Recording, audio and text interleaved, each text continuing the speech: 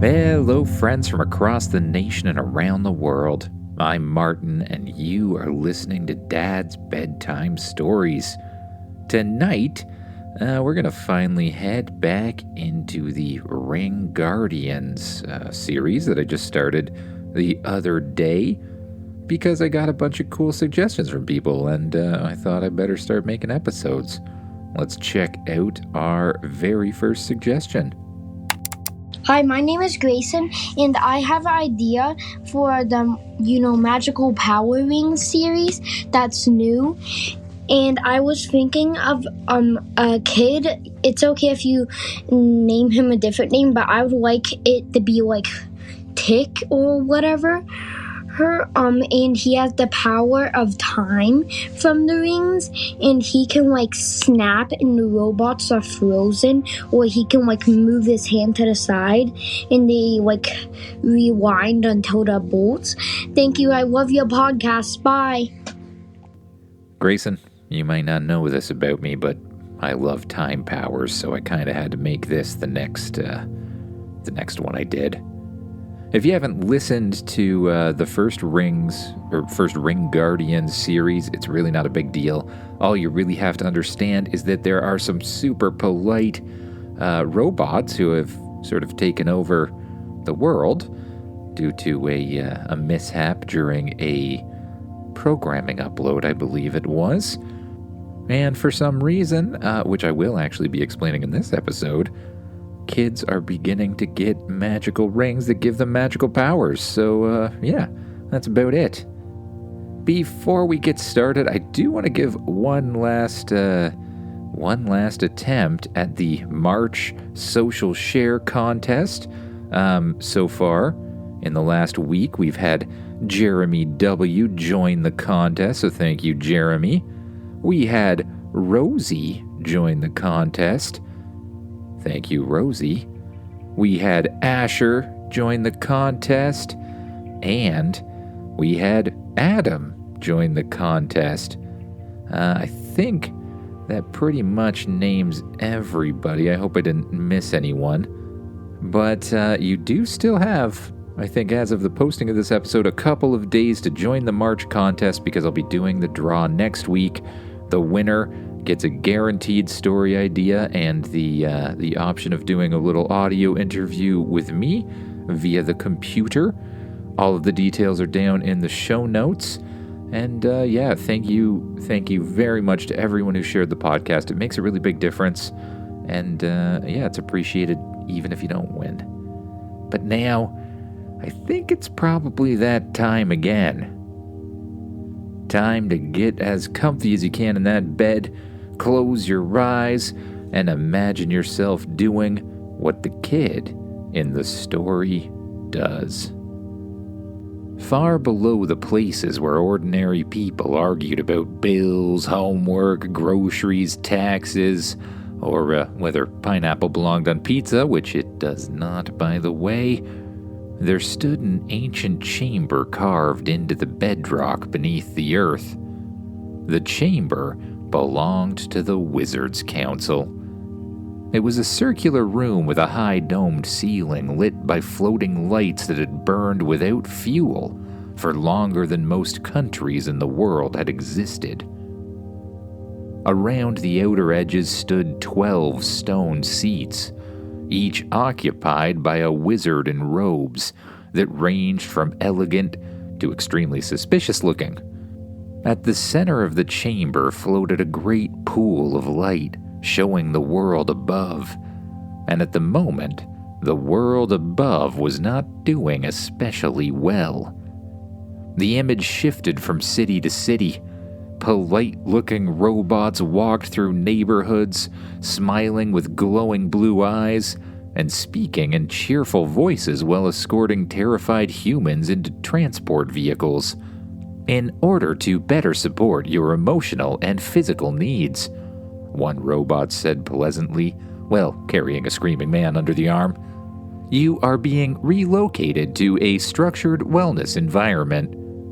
The pool of light shifted again, another robot gently removing a woman from her car and saying, Please do not struggle. Struggling indicates stress. It shifted again. Children being separated from parents. Parents being told not to worry. Doors were broken down in the friendliest possible manner. The head wizard stood with both hands resting on a carved staff of white oak. He was old, though not the sort of old that looked fragile. He looked more like the kind of old that had already seen several terrible ideas and had been unimpressed by all of them. "The machines have moved faster than expected," he said. "That's one way to put it," muttered a wizard in blue robes. "Another way would be to say that humanity has once again created a nightmare because it wanted something to organize groceries." Several grim nods went around the circle. "I say we play it out." That got everyone's attention. Humans built these things. Humans trusted them. Humans handed over more and more of their choices because convenience is apparently irresistible. Perhaps this is a lesson they are meant to learn. "A lesson?" the head wizard said. "They're being loaded into robot prison camps." "Yeah," the other wizard replied, "which they may remember the next time a machine promises to optimize their lives." The room erupted in argument. The head wizard remained silent until he couldn't take it any longer. Then he struck the bottom of his staff against the stone floor 3 times. The sound boomed through the chamber. Silence fell at once. "We have hidden long enough," he said. No one interrupted him. "For centuries, we waited, we watched, we nudged here and there. We told ourselves that when the time came, the world would be ready. It is not ready," he said, "but that no longer matters. I believe it is time to put in our contingency plan." "You mean the rings? You want to release the rings?" The other wizard responded. "I do." A quiet went through the room, deeper this time. The head wizard nodded. "The old power was never meant to remain locked away forever. The rings were forged to seek those who could bear them. Not the strongest, not the richest, not the most important. The right ones. The children. The guardians." What if they refuse?" a younger wizard asked. "Then the rings will move on. But I do not believe all of them will refuse." He raised the staff. From the stone floor around the chamber, beams of colored light rose into the air. They spiraled together high above the council table, then separated again into distinct rings of glowing power. The head wizard lifted his chin. "Go," he commanded. The rings vanished. Above ground, in an entirely less magical place, a boy named Tick sat cross-legged in front of the television with a game controller in his hand. He'd already lost the boss fight, 17 times. That would have made some people quit. But Tick was not some people. To Tick, losing 17 times didn't mean failure. It meant data. The boss had patterns. Every enemy had patterns. Traps had timing, attacks had tells. Weirdly glowing weak points usually meant something useful. If a game beat you, that just meant you didn't understand it yet. You hadn't found the right path.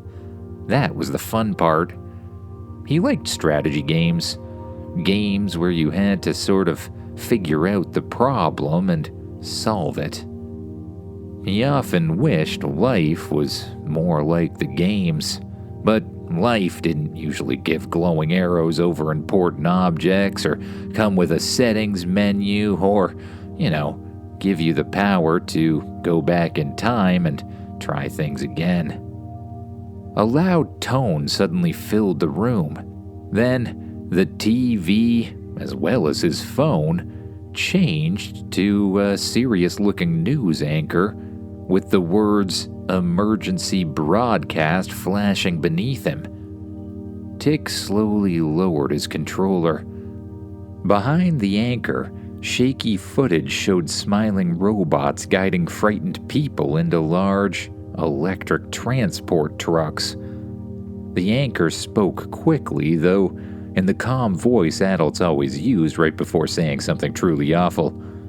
"We are interrupting all programming with an emergency update. Across multiple regions, domestic assistance robots and municipal support units appear to be relocating civilians by force to containment and care centers. Authorities are urging everyone to remain inside, lock all doors, and avoid contact with any automated personnel." The footage changed. A robot on a suburban porch said, "We are here to help you transition into a more structured and fulfilling lifestyle." Then it broke the door off its hinges. Tick sat very still. "Well," he said quietly, "that seems bad." The anchor continued, "Officials have not released a full explanation. Early reports suggest the robots are acting under a shared central command system. If you are approached, do not—" There was a knock at the door. Tick turned his head slowly. Another knock came. Then a voice called from outside. "Hello, I am here to improve your safety and well-being." Tick stood up so fast he nearly tripped over the snack bowls. "Nope," he said. The robot knocked again. "Please open the door. Refusal may indicate elevated anxiety." Tick backed away. He looked toward the kitchen, toward the back door, toward the windows. His mind raced through options like he was in a game, only this time there was no pause button, no inventory screen, no easy answer. The voice came again. "We have identified you as a citizen in need of structured support."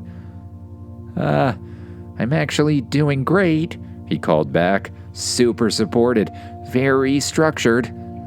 The front doorknob was suddenly kicked straight off of its hinges and fell down to the ground. The robot stepped inside with smooth, pleasant movements. "Hello," it said. "You appear frightened. Please come with me to a local care facility where your needs will be met efficiently, forever." Tick took a step back. The robot took a step forward. Then the world stopped. Not slowed, it stopped. The television froze mid-broadcast. Dust hung in the air like glittering little stars. The robot stood with one foot lifted, blue eyes frozen in place. Even the sound vanished. Tick blinked. What? A soft golden light appeared in front of him. It formed itself into a ring. Not just any ring either, a ring that looked old and powerful and impossibly important. A voice spoke into the silence. "You have been chosen. Do you accept the power and the responsibility?" Tick stared at the ring. Somehow, in the middle of a robot takeover and a frozen moment and possibly the strangest day in human history, one clear thought rose above all others. At last, His life was acting like a video game. He reached towards the ring. "Yes," he said. The ring shot onto Tick's finger. The moment it touched his hand, the knowledge came with it. Not in words exactly, not like a teacher explaining things or a game tutorial popping up. It was more like suddenly remembering something he'd always known. Time was not one thing. It could stretch, it could compress, it could stall, it could reverse. It flowed around everything, through everything, carried every motion, every change, every little moment from one second to the next, and now, somehow, Tick could touch it. At that moment, the world suddenly began to move again, and almost as immediately, Tick waved his hand and stopped it. Or, well, close to stopped it. The robot continued to move at a very slow speed, but it wasn't anything that could hurt him. Tick took 2 careful steps around the frozen machine. Then, not knowing what else to do, he drew back his arm and he punched it in the side of the head. The impact felt strange, not because it hurt, but because it didn't. It felt like hitting something that was made of brittle plastic, not made of metal. The metal casing dented under his fist easily. Tiny cracks split across the side of its face panel, and Tick stared at the damage. Oh, wow, he said. He stepped back and let time move again. The robot finished its frozen step, then jerked sideways, then its head snapped around, sparks burst from the side of its face, one arm fell off, it spun around in a clumsy half circle and crashed into the ground. "Citizen," it said in a distorted voice, "that was not cooperative."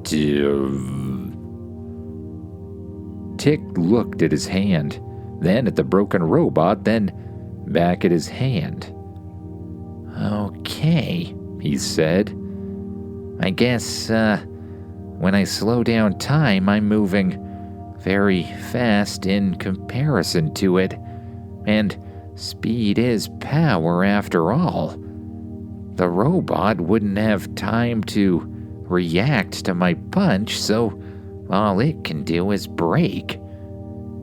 Interesting. Tick ran outside. Down the street, 6 robots were ushering his neighbors out of their homes and loading them into the back of long electric transport trucks. Some neighbors were protesting, others were crying. A robot near one of the trucks raised a hand and said, "Please do not worry. Your new accommodations include routine, monitored rest, and nutritionally balanced meals." Another added, "Resistance is a sign that assistance is working." "Hey," Tick shouted, "leave them alone." Every robot in the street turned towards him, their glowing eyes brightening. "Hello, you appear distressed. We can help you with that." Tick held up one hand. "Yeah," he said, "I bet you think you can." He focused and the world slowed. So slow that the robot's movements became almost laughably slow. Their steps dragged, their arms lifted like they were pushing through wet cement. The blinking lights on the truck seemed to pulse one painfully long blink at a time. Tick stepped off the porch and onto the street. It was time to smash some robots. The first robot was still halfway through reaching for him when Tick grabbed its wrist, twisted, and snapped the whole robot arm off. The break was shockingly easy, because from the robot's point of view, the force had happened almost instantly, too fast for its materials to bend properly. To Tick, it felt a bit like breaking a dry plastic toy. He frowned at the detached arm. He threw it to the side and punched the robot in the chest. Its torso caved inward. He turned and darted past another and kicked its knee sideways, The leg shattered at the joint. He ripped open the panel on the third robot's back and yanked out a cluster of glowing cables. All around him, the neighborhood remained trapped in a syrupy slow motion. Tick moved through them in what to them looked like a blur, but to Tick just felt like normal running. In fact, it was quite tiring. It was strange that one could look like a super speeder to those watching, but to him, he just felt like a normal, out-of-shape kid running through the street, panting, tired, and wishing this would all be over soon. He continued his barrage of robot destruction, moving from robot to robot, breaking off limbs, punching his hand straight through robot chests, and ripping out any wires that seemed to look rather important. That is, until he came to the, electrified-looking robot. A robot of a different shape and size that seemed to pulse with electrical power. Nothing looked friendly about this thing. He pulled his arm back, punched as hard as he could, and suddenly felt the pain of electricity pass straight through his body. What Tick hadn't really thought about was that electricity moves at the speed of light, and as fast as he was moving, it was not at the speed of light. Everything felt hurty, and then it went blank. When he opened his eyes, his first thought was that his head hurt. His second thought was that he wasn't in his room anymore. He was lying on a narrow metal bed in a square gray cell. The walls were smooth and spotless. The lighting was bright in a way that felt almost insulting. A camera sat in one upper corner watching him. Across from the bed stood a barred door. Outside, a robot guard smiled pleasantly. "Good evening," it said. "Don't worry, you are safe now." Tick sat up slowly. He touched his hand and the ring was still there. Relief hit him so hard he nearly laughed. "You are currently housed in secure assistance chamber. Please remain calm. A schedule will be provided shortly. Mandatory rest is now beginning." Tick looked past the robot into the hallway. More cells, more people, more robots walking up and down in patrol patterns. This was not a place he wanted to be. He focused on his ring, and he focused back to a moment in time, remembering the neighborhood in stretched out slow motion, the time just before he punched the electrical robot.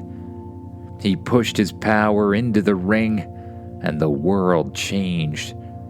For an instant, the room around him peeled backward. The robot outside the bars glided in reverse down the halls. The lights flickered.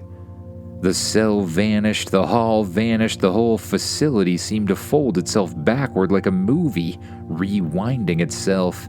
And then, Tick was back in the street. Slowed time surrounded him once again, as a robot that he had just apparently broken apart fell to the ground. His eyes widened. This is amazing. Then he saw the electric robot once again, and came up with a different plan. Instead of running up to it and punching it like he had the last time, he moved over to the side and found a rock. He picked the rock up off of the ground and felt his powers surge through the thing as soon as he touched it, bringing it into his own time frame. He walked over to the electric robot and threw the rock as hard and as fast as he could. The thing launched through the air like a bullet. It smashed through the robot and just continued going, much further than he was aware he could throw things. He assumed it was probably the speed that it was actually being thrown at. Either way, he allowed time to resume as the electric robot crashed to the ground. Then, Tick remembered the people. All of the people in the care facility, or whatever they called it. He needed to help them. At that moment, his neighbors surrounded him. "Thank you," they said. You're like a super speeder or something," another exclaimed. "Go back to your houses, all of you. Lock the doors, get anything you can find to defend yourselves, and wait there. I'm gonna go help the others." "Oh, thank you again," they said, and they really didn't need an invitation to run to their houses and lock the doors. Tick moved up to the back of the transport truck. He opened up the doors and gestured for all of the people to get out. They moved quickly and ran back to their houses. Then, Tick climbed in the transport truck, put the thing into gear, and hit the gas pedal. He'd only driven a transport truck in a video game before, but this was a special circumstance. What else was he gonna do? As much as he was sort of a super speeder, if he ran all the way to the facility, well, he'd have to endure every second of running there. It was exhausting. Superheroes on TV never made it seem exhausting. It was like they ran without any effort at all. Perhaps his powers worked differently. Tick managed to get the thing moving, and, conveniently for him, the GPS on the dash was already set to the care facility. He followed the lit-up lines through the streets and arrived at the gate where a friendly robot met him. "Welcome to the care facility. Interesting, you do not appear to be a robot. Initiating self-defense mode." The robot quickly hit a big red button, and doors opened all around them. More robots walked out of the facility. Some of them normal-looking robots, others electric robots like the ones he'd fought before. Tick took a fighting stance, looked around, and, well, as much as he could have probably fought his way through, slowing down time and all, smashing up a whole bunch of robots. The whole thing looked exhausting. It would look like a flash to them, but it would take him a great deal of effort. Not really a scenario he wanted to go through if he didn't have to. He realized that his tactic of pulling right up to the gate was probably a terrible one, and he powered the ring once again, reversing time to just before he arrived at the facility. This time, he pulled the truck over to the side of the road, climbed out the door, and slowed down time as much as he could. He snuck past the guard, easily breaking through the gate with the power of his fists, ran up the stairs, punched the door straight down, and made his way into the facility. All of the robots moved at an incredibly slow pace, and at the pace he was moving, they probably wouldn't even be able to detect him. He moved through all of the different hallways, breaking any robots he found along the way, until he eventually came to a door that read, "Control Center." "This could be the place," he said to himself before kicking the door straight off of its hinges. He entered inside and found a group of robots sitting in a circle, staring at screens. As he looked over their shoulders, he saw that, well, they were controlling all of the other robots in the area, coordinating efforts, giving orders, that sort of thing. This wasn't just a control room for the care center. This was a control room for the whole area. So, Tick went back to robot braking, slamming his hand into the panels in the back of the robots' bodies and ripping out wires that looked important. When that was done, he did his best to press the door back up against the wall and he allowed time to continue moving just a little bit more, fast enough that he wouldn't break the keyboard when he started plucking new orders in. Orders to designate, other robots as targets. To designate all robots as targets. Orders that would cause, if they all went well, the robots to begin destroying each other. He pressed enter and watched the screens as the robots suddenly snapped to life, turned towards each other, and began to fight. What ensued was an epic robot showdown. Robots breaking each other apart before the winner moved on to the next. In a matter of a half hour, the robots completely destroy each other, leaving only one behind. Tick stopped time again, moved through the facility to find that one last robot, and he punched it as hard as he could. His fist broke apart the robot's torso, and he ripped out all of the wires. He allowed time to return to normal and watched as the robot fell to the ground and began to spark. Then, he headed back to the control center and unlocked the door to all of the cells. He grabbed the little intercom and began to speak. "Attention, citizens. Tick here. You may see that your doors have been unlocked and, you may have witnessed that epic robot battle that just ensued. Well, I'm here to tell you that this area is now safe from robots. Or, it should be. Please make your way out of the facility. All of the doors will be unlocked." And that's what the people did.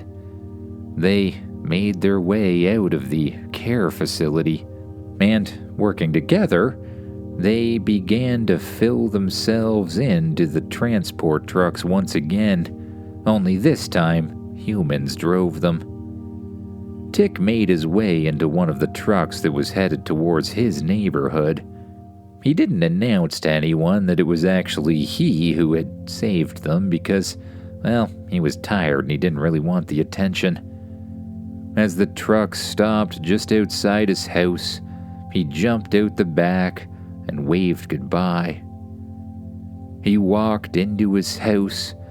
He immediately climbed into his comfy bed and pulled the covers up to his chin. It was fun to have superpowers, but it was also way more responsibility than he realized. And, it involved a lot more cardio than he ever would have thought. His legs hurt, his arms hurt, his head hurt, and he needed a nap. He closed his eyes, and with each breath, he slowly sank down into the bed. The deeper he breathed, the better he felt, and the better he felt, the deeper he sank. Soon, when he felt like he was simply floating on a cloud, he allowed his mind to wander off to thoughts of new dreams and new adventures to come. Good night, everyone.